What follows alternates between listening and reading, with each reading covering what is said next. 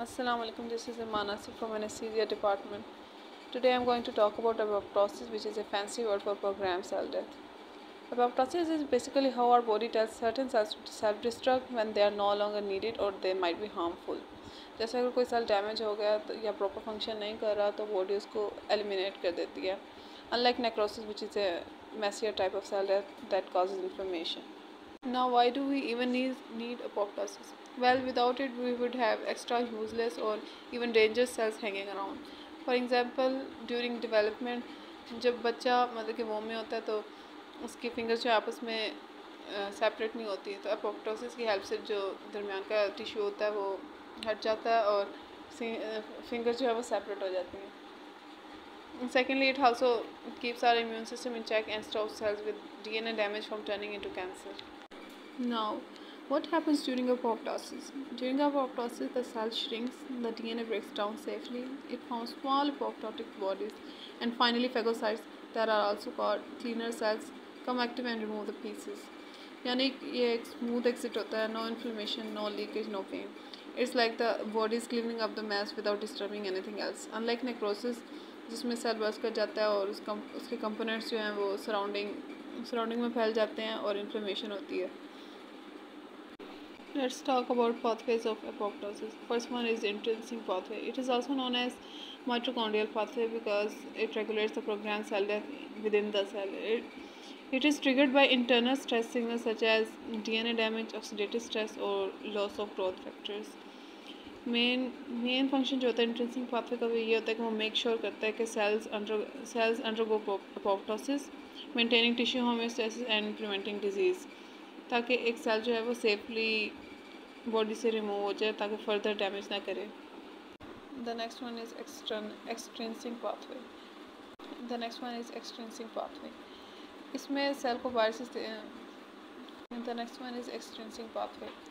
इसमें सेल को external signal मिलता है कि उसको एपोप्टोसिस अंडरगो करनी है. ये सिग्नल डेथ लिंगर्स के थ्रू आता है जो डेथ रिसेप्टर्स से बाइंड करते हैं. इस बाइंडिंग से डिस्क कॉम्प्लेक्स बनता है जिसमें FAD और प्रोस्कैसपेस 8 होते हैं. प्रोस्कैसपेस 8 एक्टिवेट होकर कैसपेस 8 बनाता है जो आगे एक्सक्यूशनर कैपेसिस को एक्टिवेट करता है. फिर ये कैसपेसिस सेल की कंपोनेंट्स को तोड़ देता है और सेल एपोप्टोसिस के ज़रिए पीसफुली डैमेज हो जाता है.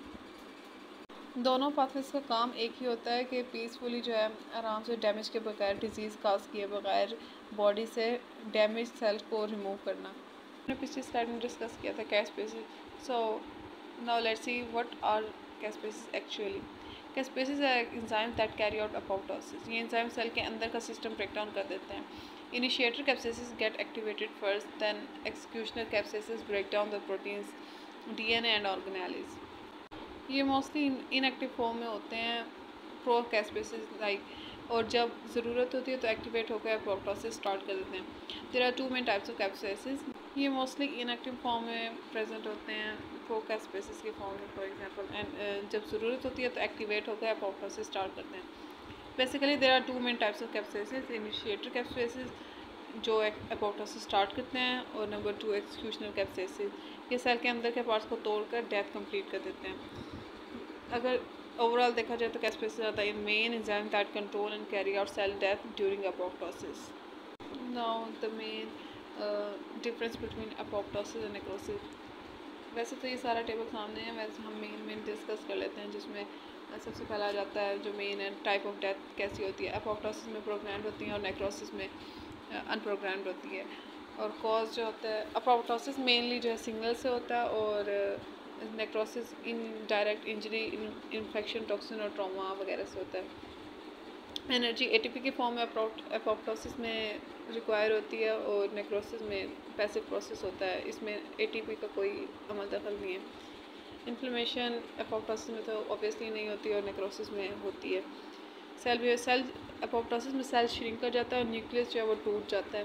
नेक्रोसिस में सेल बर्स्ट होता है और कंटेंट जो है वो बाहर सराउंडिंग में फैल जाते हैं जिसकी वजह से फर्दर इन्फेक्शन बढ़ने का चांस होता है, जिसको हम कहते हैं कि डिजीज़ नेक्रोसिस से ही ज़्यादातर फैलता है. बाकी effect on tissue, safe nearby cells को नुकसान नहीं होता, और नेक्रोसिस में हार्मफुल नियर बाय टिश्यूज़ भी डैमेज हो जाते हैं, ऑब्वियसली अभी पहले बताया. एग्जांपल्स एपोप्टोसिस के examples: old cells dying, system immune system cleaning. बाकी नेक्रोसिस में burn, infection, trauma, injuries. Level से देखा जाए तो एपोप्टोसिस एक नॉर्मल प्रोसेस है जो बॉडी के अनहेल्दी या अनवांटेड सेल्स को एक्सपोर्ट कर देता है। अगर क्लिनिकल रेलेवेंस देखी जाए तो एपोप्टोसिस एक नॉर्मल प्रोसेस है जो बॉडी को अनहेल्दी या अनवांटेड सेल्स से रिमूव कर देता है बॉडी से। अगर ये प्रोसेस डिस्टर्ब हो जाए तो बहुत से डिजीज़ हो सकते हैं, जैसे कि जिनमें मेन जो आ जाते हैं वो कैंसर, ऑटोइम्यून डिजीज़ और न्यूरो डिजेनरेटिव डिजीज़ आ जाते हैं। कैंसर, जब एपोप्टोसिस कम हो तो कैंसर सेल्स ज़्यादा रहते हैं। ऑटोइम्यून डिजीज़ में फॉल्टी एपोप्टोसिस से इम्यून सेल्स बॉडी को अटैक करते हैं, जिसकी वजह से ऑटोइम्यून डिजीज़ का चांसेस बढ़ जाते हैं। न्यूरो डिजेनरेटिव डिजीज़ में ज़्यादा एपोप्टोसिस ब्रेन सेल्स को डिस्ट्रॉय करते हैं, जिसमें सबसे बड़ी एग्जांपल अल्जाइमर आ जाती है। बाकी 2% या 1% जब HIV, एड्स और ऑर्गन डैमेज भी एपोप्टोसिस का रोल है, जैसे कि इम्यून सेल्स की डेथ से इम्यूनिटी वीक हो जाती है और इस्कीमिया और ट्रांसप्लांट के बाद सडन एपोप्टोसिस से टिश्यू डैमेज हो जाता है। That was all about apoptosis. Thank you for listening.